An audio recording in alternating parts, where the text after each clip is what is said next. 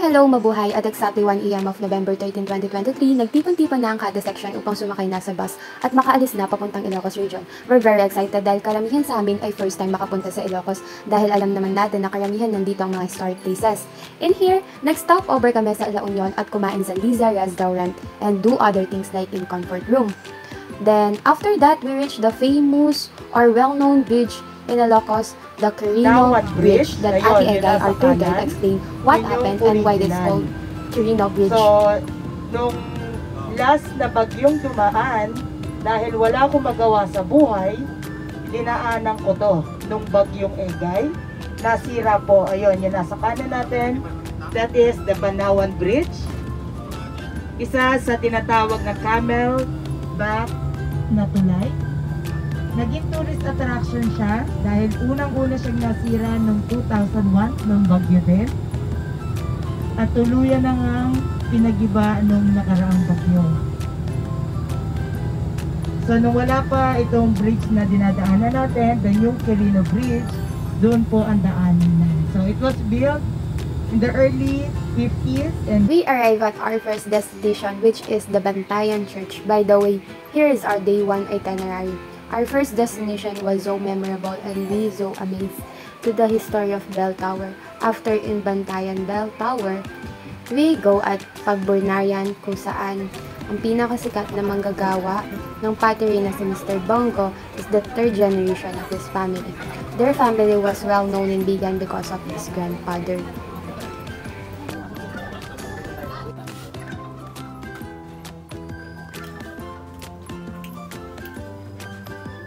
Yung 5 kamalig po dito, yung 4 po namatay.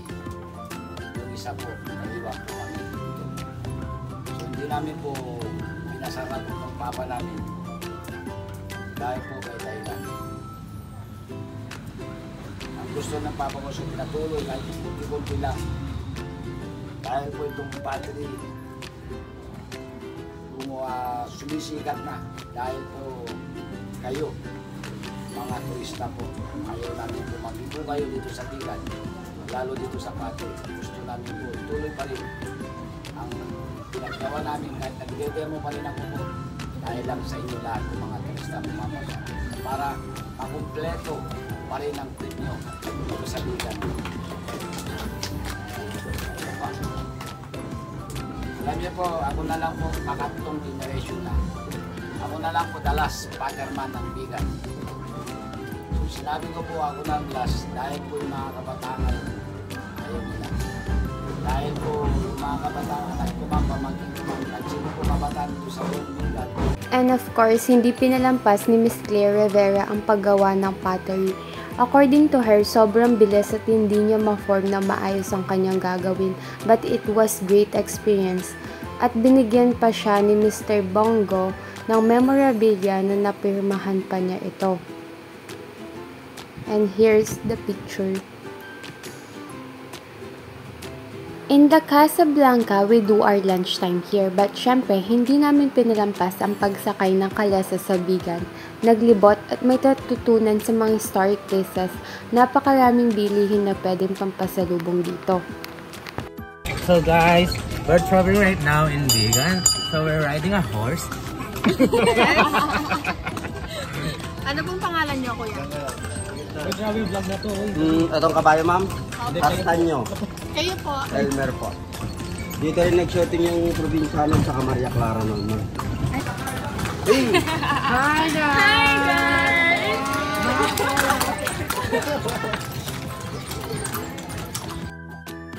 At syempre, makikita dito napakaraming bilihin at napakalawak at napakaganda ng paligid. Plus, thanks to Manong Driver, may mga natutunan din kami sa kanya.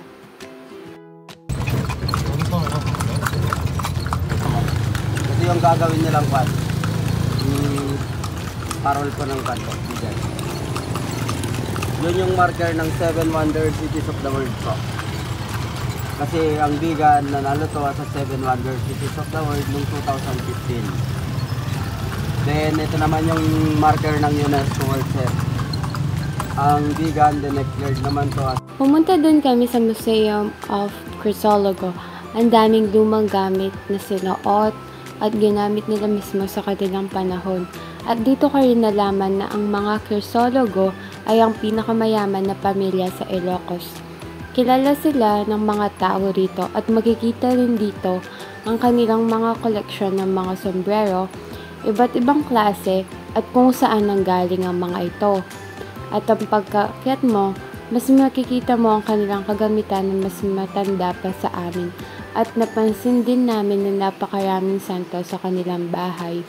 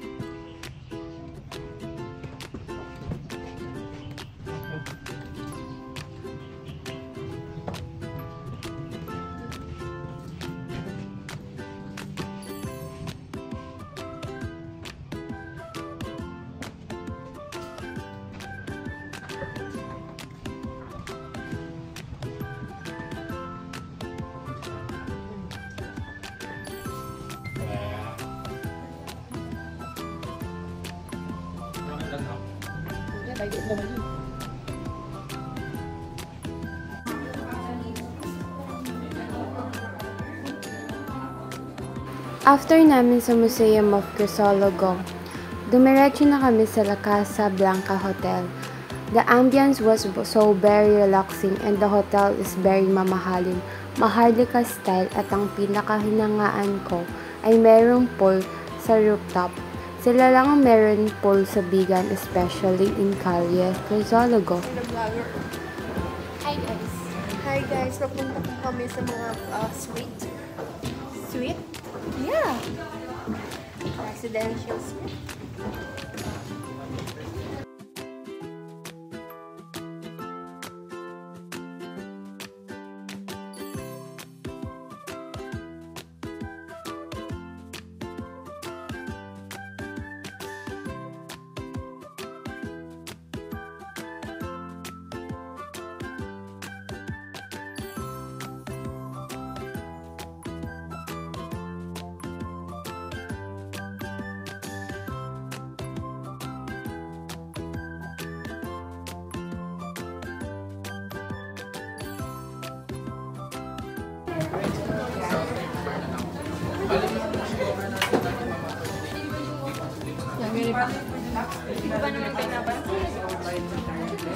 Hi guys. We're going to the rooftop. We're going to heaven. It's so hot here. Ating pool, may pool. May mini bar.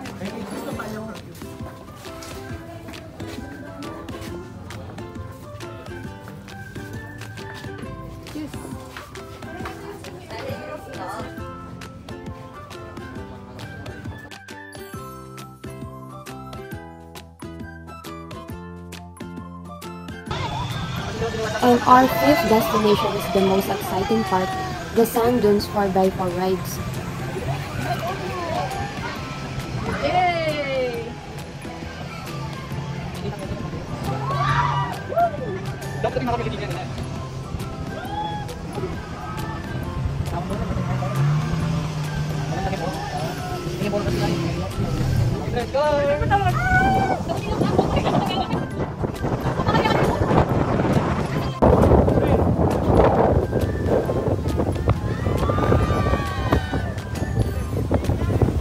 Napakaganda ng view.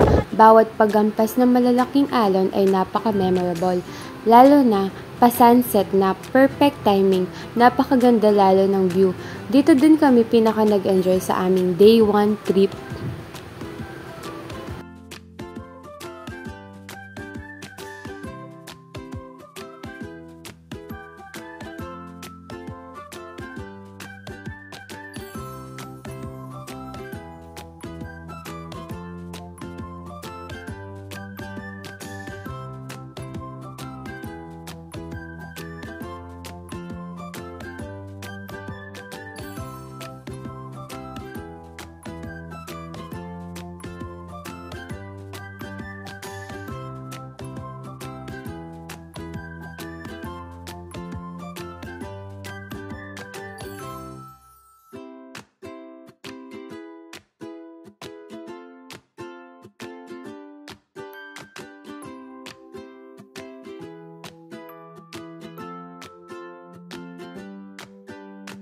Say hello. Little did I know. Everyone! That you were Romeo, you were throwing pebbles, and my daddy said stay away from Juliet. And I was crying on the staircase, begging you please don't go.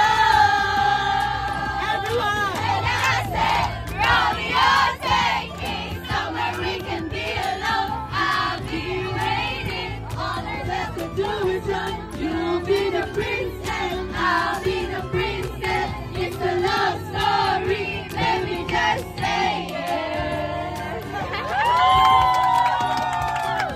After in Sand Dunes, we arrive at our hotel, which is Playa Tropical Resort, kung saan kami matutulog at mag-i-stay for 2 days. Napakaganda ng place at ng dagat. Tanaw na tanaw mo ito habang kumakain ka. Day 2 trip, and here's our itinerary. Before that, this is our outfit for day 2. Outfit check / chismisan. Our first destination in day 2 is the Evangeline Resort in Pagudpud. Dito kami nag-lunch.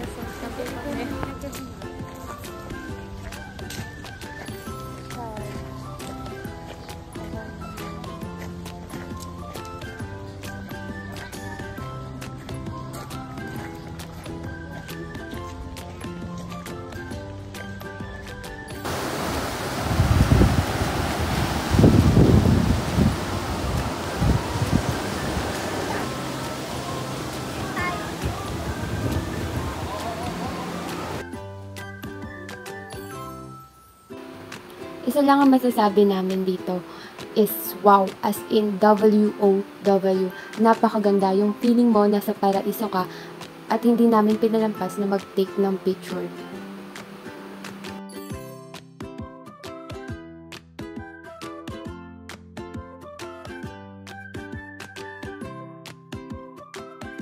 Ngayon nakabukas yung mga windmill natin.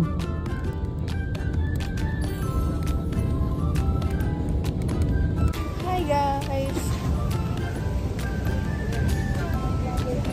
Then, our second destination, 30 minutes away from Pagudpud, the Banggi Windmill.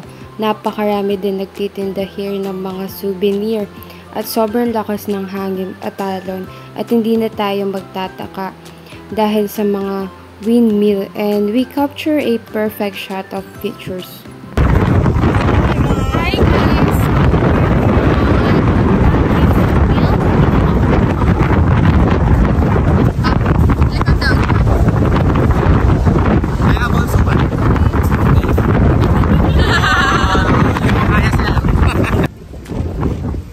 Hi guys! Kapurpurawan rock formation. The third destination, which I consider as last destination, which is the Kapurpurawan Rock Formation. That steps is 40 step pababa sa rock formation. Binilang talaga namin dahil nakakapagod. We thought it is 100 step.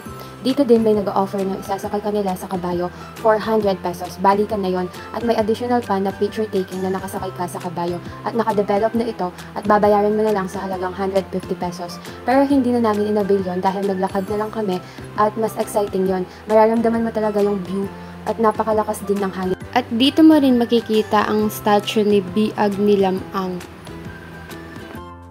After Kapurpurawan, dumiretso na sa Playa Tropical Resort kung saan kami nakastay for our seminar. Nalaman namin dito ang iba't ibang definition ng mga jargon or common front office at continue.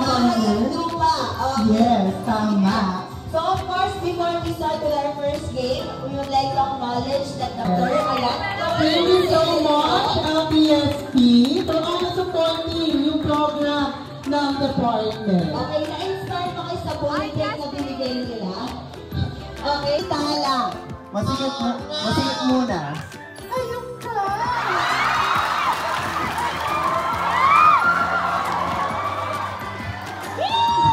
May araw ka rin! Magmumula ka sa Intirana! Okay, galit naman. Hayop kayo!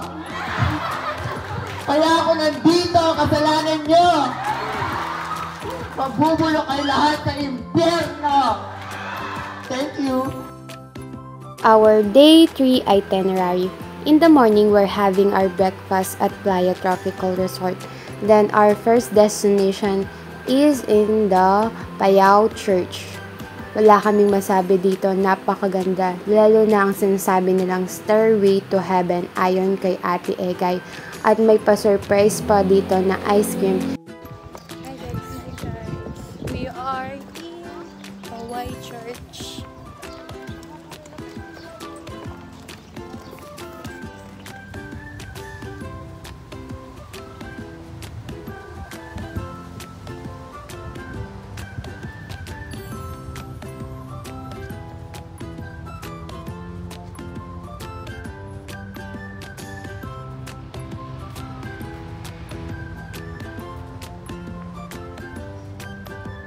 Hi guys, so we're going to take a picture in the Paway.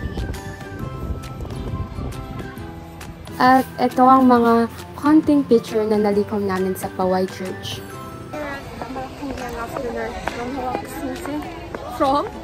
This is the baluarte of Marcoses.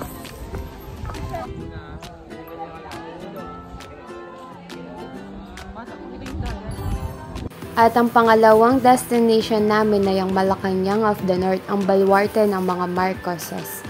Nagpa-assignment si Ate Egay here kung ano daw ang kulang at sabay-sabay naming napansin na wala silang kitchen.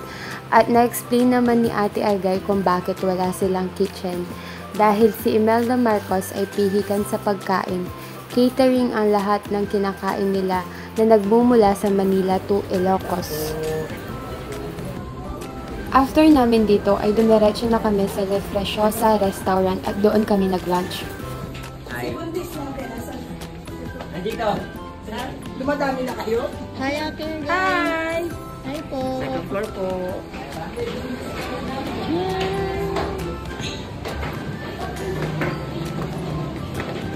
Sa pagpapatuloy ng aming biyahe papunta na sa Pampanga, napakalayo ngunit nag-enjoy ng sobra at nag-dinner kami sa... Hi guys, we're here in Bawang, La Union, Jollibee. And thanks to Ate Egay at hope you enjoy and may natutunan din kayo ng konti. Thank you and salamat. God bless you all.